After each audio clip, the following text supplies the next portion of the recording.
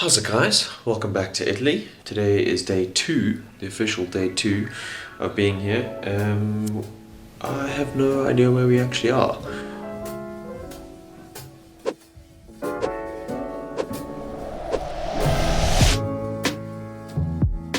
We did a little farm stay last night, so we're not really in a city. So I have to pack up all this mess behind me here, and then we're gonna go get some breakfast, and then we're gonna fill up the tuk-tuks because they are thirsty. And then after that, it's off to Monte Isola. Breakfast was not that exciting. The one thing about a farm stay, it's nice because it's like quiet and stuff, but as soon as you step outside, there's a hint of manure. Reunited with Nicolo in the morning, or Tintin, and I will be doing the first leg of the driving. Angela chomping at the bit, ready to fill them up with petrol. I like how the Italian flag is the only one.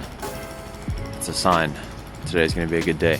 We have arrived at Tamoil and we are filling up the cars one by one. I don't think it takes very long, so yeah, you got this. Yeah, we're just pushing them along. I was going to set up a time lapse, but I think it's taking quicker than expected. So these guys have all filled up. So we've done 24 liters, but I think this is like total for all 4 tuk-tuks, which is nuts. Does he have the trick? Oh, okay, he does that, not the little tap tap. I've sorted out a dash cam for you guys. It's attached to the steering wheel though, so we will see how this goes. Seatbelts, everybody. Safety first. We have arrived at our first destination. Oh, and if you know anything about boats, then you will recognize this as a boat. We are on a boat, that's right. It's like a ferry, I'm guessing. Oh, it's beautiful here. Wow, look at that. Nice little quaint town over there. Nicolo has just given me some fun facts here. The name of this town is Monte Isola, not Monte Isola, as I was saying it. And it means mountain island, as opposed to what I thought, like isolated mountain. And this is the tallest island in a lake in all of Europe. Yeah, I think so. I have to check on Wikipedia. So that's where we're going to head. We're going to take this little ferry and we're going to go try the Sardina Esticada. Espinada. Essicata. Yeah, dried sardines. Dried sardines. Are you guys ready for this? Are you ready? Are you excited? Are you excited about these rocks? Look at that. Oh, nothing like a little bit of a folded strata. Ooh! You know what rocks do to me. There's one of our brethren awaiting our arrival, although I don't think they're related or affiliated in any way. They just happen to also have a tuk-tuk. That lady drives it with style. Could definitely ask for some pointers.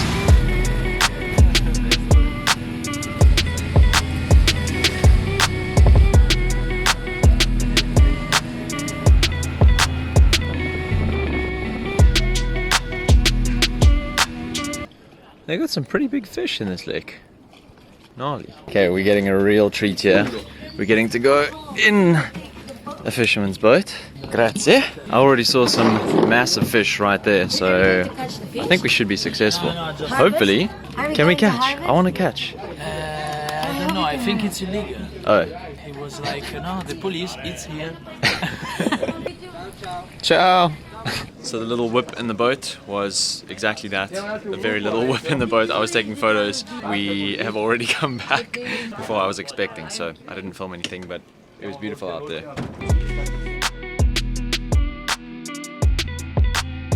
That church over there, or cathedral, I don't know, it's huge. Ringing for 12 o'clock. Beautiful. Hey guys, yeah, eating your grass. Enjoy it. You got something stuck in your teeth, bro.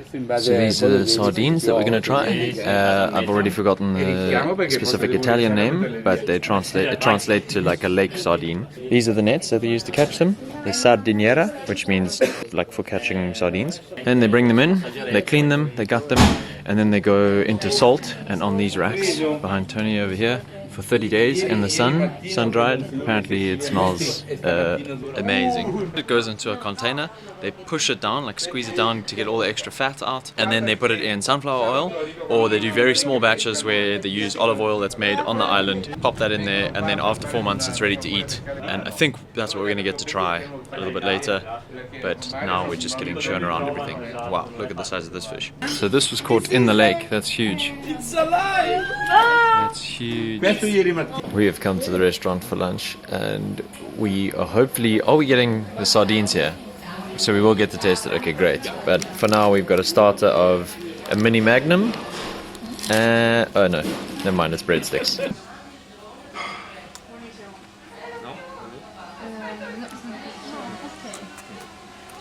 I'm just going to use Nicolo's narration for mine. Infatti eccola qua ragazzi, la sardina essiccata del presidio slow food, quella buona buona, sopra a un bel polentino.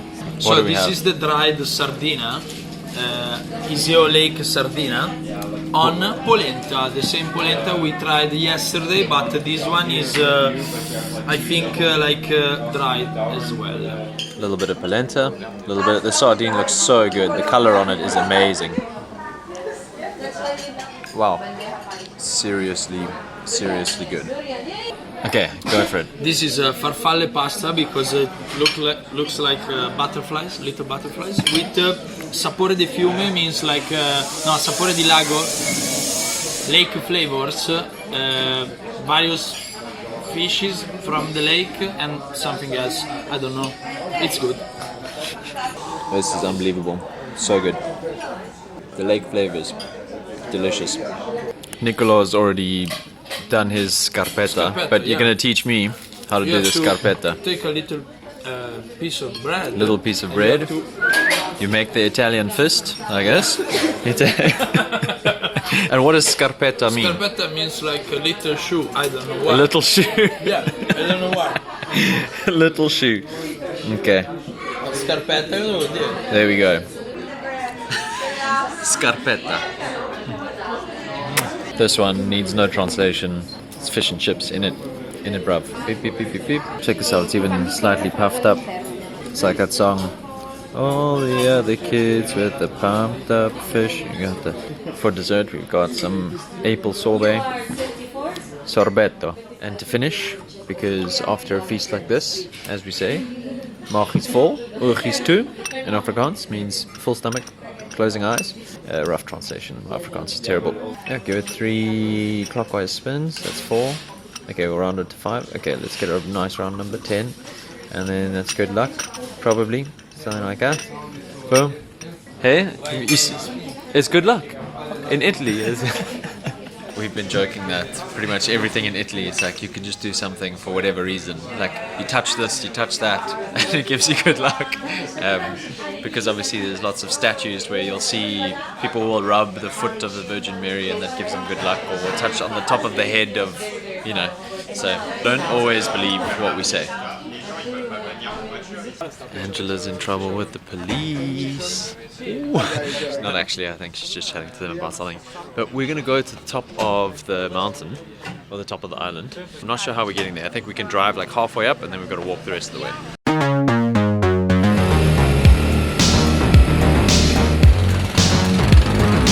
So these are the typical old people in Italy. So, salve!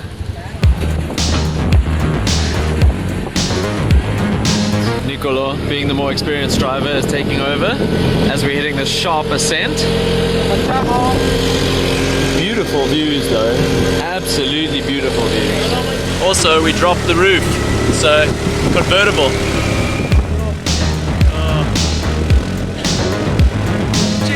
We made it in one piece to the top of Monte Isola. And have a look at this. Millions and millions of dollars spent on cancer research, and yet in Italy, this whole time, they've had the cure. Sorry, can you hear? There's an angry swarm of digital bees somewhere. Let's go. Andiamo. I'm very stoked I decided to go with my sporty look today and wear my running shoes, well, my old running shoes, because when's the last time I ran? Santuario della Ceriola. That's what I was going to say, yeah. There we go. Oh, it doesn't have a time, but it should be about 25 minutes. Yeah. No, I'm not out of breath. You're out of breath. Whew. This hill is serious, but check here. We are on the questo luogo altro non c'è la casa di Dio e la porta del cielo. Whew. Dappled light coming through the trees. There seems to be some sort of correlation with beautiful places high up on mountaintops and me just getting short of breath. You could say that they're probably so beautiful they take your breath away. Santuario della Ceriola, San 600 meters. 600 meters. Say it in Italian though. Santuario della Ceriola, 600 metri sul livello del mare. That's what I said. Wow. Just one simple Owen Wilson word. Wow. Group photo time. If the hill wasn't enough, time to do some squats. Nicolo, what are you getting me here? This is crodino. You have to try it. Crodino. I have no idea what this is. It could be terrible. No, it's good. It's good. Is it good? Oh, it smells good. It's liquid carbonara. Gli sto facendo provare il crodino per la prima volta. Do you like it? Yes. No, I do like it. It's like similar to like Aperol Spritz. Yeah, but not alcoholic. But not alcoholic. It's very refreshing. It's like orangey with a hint of aniseed. But it's not like bad aniseed, because you get good aniseed and bad aniseed. This is nice. It's an acquired taste. It leaves like a velvety on the old, but it's nice. Nicolo saying this is a typical Italian bar. They're having an absolute time in there. Bar Alimentari da Ernesta. Sounds like a vibe in there. There we go. Safe return.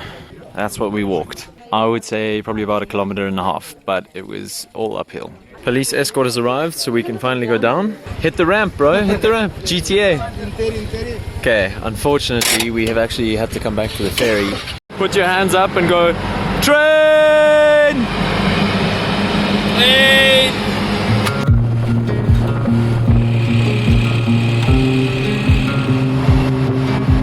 Our accommodation for the night, Hotel Olivi.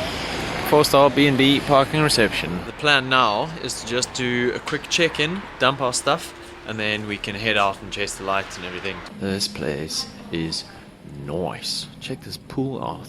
Don't think you're supposed to walk on the grass, but the pool and the view of the rocks. There's like cutaways. Well, it's not cutaways, it's like sheer rock face. Let me zoom in there. You can see it sticks out from the vegetation. And then here, you've actually got, it's probably like some granite dome extrusion that's peeled off. Or those, actually now that I think about it, those are probably thick with 2 C's strata. And they are just going in that direction and they've sheared at some point. Or it's exfoliation, another great geographical process. Quick geography with Matt lesson. Exfoliation is the process where you see this is a rock, okay? It can be on any scale. Through cooling and heating, through the laws of thermodynamics, when a solid heats, it expands, and then when it cools, it contracts. So if you have something like a big rock, right? It heats and expands, contracts, and eventually it'll crack. There'll be some sort of pressure that'll force like a thin layer to sort of break off, peel off like layers of an onion. But we're talking like thousands, hundreds of thousands, millions of years, not like overnight. And that is what exfoliation is. Excuse if you can hear any chewing in the background of the room tour. They had these tasty little sweets at the front desk. Room with a little balcony-ish vibe. That's the pool. That's where I taught you about exfoliation. Let's check the bathroom out. Aha, exactly what I would expect to find in a bathroom. A bath. A mirror. What's up? For practicing my dance moves. I don't really have it down, but I've got the rough moves.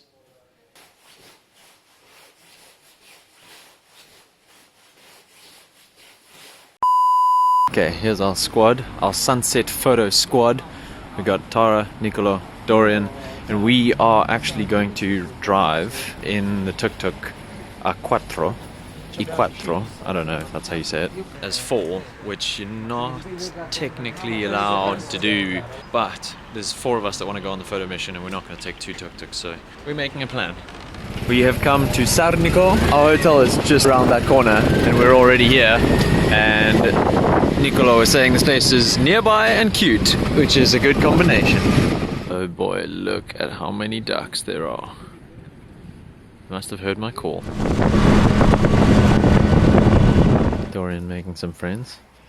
A couple of gazzers. We're taking some little central trail now. We've come a little bit out of the town. Have a look at this guy. Big orange slug. Wild.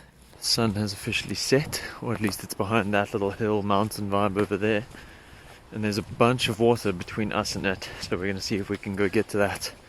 Look at this natural framing. Beautiful hills in the background, reflection. Look at these guys. So casual. Oh, there he goes. Alright, Roger. Peter. Pristine, quiet, old structure for something. And I'm here all by myself because I lost the other guys. There they are. Go through the little bird hide. So beautiful and just still and calm on the lake. Oh, I don't think I showed you. Whoops. Sorry. Now we have like hordes of mosquitoes chasing us down. We have arrived at the restaurant for dinner. It is called Al Porto. Scusi. Al Porto a Trattoria. Trattoria is just like restaurant. And Al Porto means at the port. Because we are, take a guess, at the port. Ciao! As soon as you walk in, they've got the desserts right here, which is quite frankly just a bit rude. If the tiramisu is on offer, then I'm definitely getting that, because you know I love me some tiramisu. Now this is what I like to see. It's very well lit. I'm very happy with that. Here we go. The options were fish or not fish. Or really, really not fish. We've got some salami, some copper ham, some parma ham, and pancetta. So check out this advanced technique. Stick that in like a fork. There we go. And then you've got yourself a little Italian flag. For mains, we've gone for not the tagliata, but tagliata. The best cut of beef, according to Lorenzo. Grazie. There we go. There's our portion. I just want to make it clear that I was joking when I called it tiramisu. Nicolo was saying tiramisu translates to too much. No, you said pick me up. No, he's saying this is too much. But tiramisu translates to pick me up. Quite literally. Very much in need of this because I'm weighed down by all the meat I had. Sorry, I cannot give you tiramisu. It's gone now. The best I've ever had. Oh. This isn't testament to how good it was. I have completely cleaned my plate. And I have adopted a second plate. Because Nicolo was saying it's too much for him. So this has now become mine. These suckers are parked in by us. But even if they weren't, we would still get back first. Because we got Speed Racer. Made it back safely-ish, and on the way we drove past the spot. It's like not even a minute back down the road that we came from. We drove past the spot that was beautiful. At least from the road and from the tuk-tuk it looked amazing. The reflection of the lights on the water. This is one of those things where I'm like, oh, I had the idea but I didn't end up doing it. So now because I had the idea, I'm gonna go and do it. Also, I'm gonna test drive my new raincoat. What do you guys think? Well, it's like a windbreaker raincoat combo. It's got a little pocket in the front. It's got a little secret pouch over here, but it's also perfect for batteries or vlogging phone. I mean, I wouldn't put it in vertically and record, but if I wanted to, the option's there, you know? Hey. We have arrived, and the tuk-tuk is safely parked back there. Hold on, let me lock the whip whip. Sorted. There you go. There's the uninterrupted view. I'm sure this looks horrendous. Mini side quest completed.